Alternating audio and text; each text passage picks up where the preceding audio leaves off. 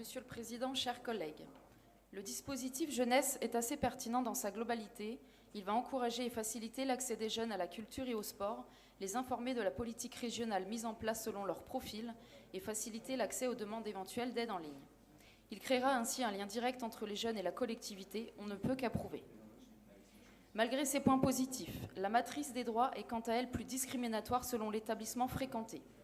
En effet, les étudiants des lycées 4.0 n'auront pas de crédit pour l'achat de manuels scolaires, alors que pour les étudiants des autres lycées, il s'élève à 100 € maximum.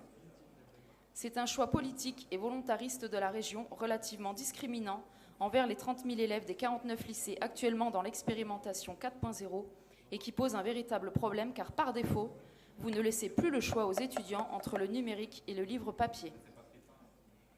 Même si le passage au numérique est gage de modernité, votre expérimentation 4.0 a toutefois été trop rapide et comme vous le savez, cela a entraîné de nombreux dysfonctionnements dans les établissements concernés.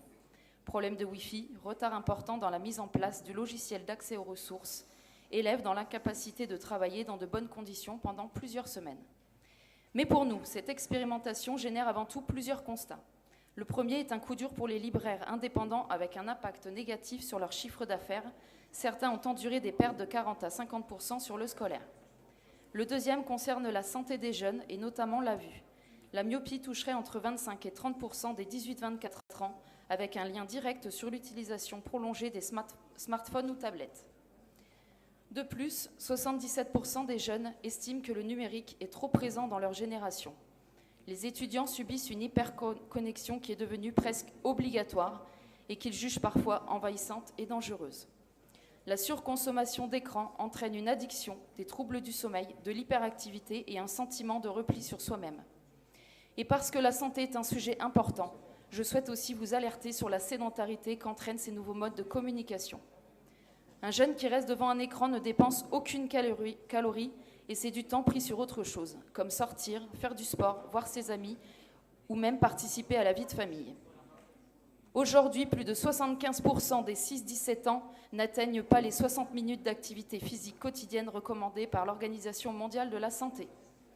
Alors que le projet régional de santé de l'ARS mise sur la prévention de l'obésité et du diabète et rappelle que le début de l'obésité se situant souvent durant l'enfance et l'adolescence, il est nécessaire d'agir au plus tôt sur l'environnement global des familles.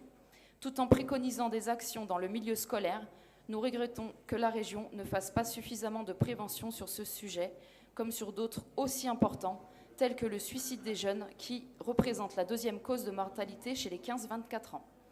Il y a tant à dire et à faire sur le sujet, mais je vais devoir m'arrêter là. Merci. Je vous remercie. Merci, madame.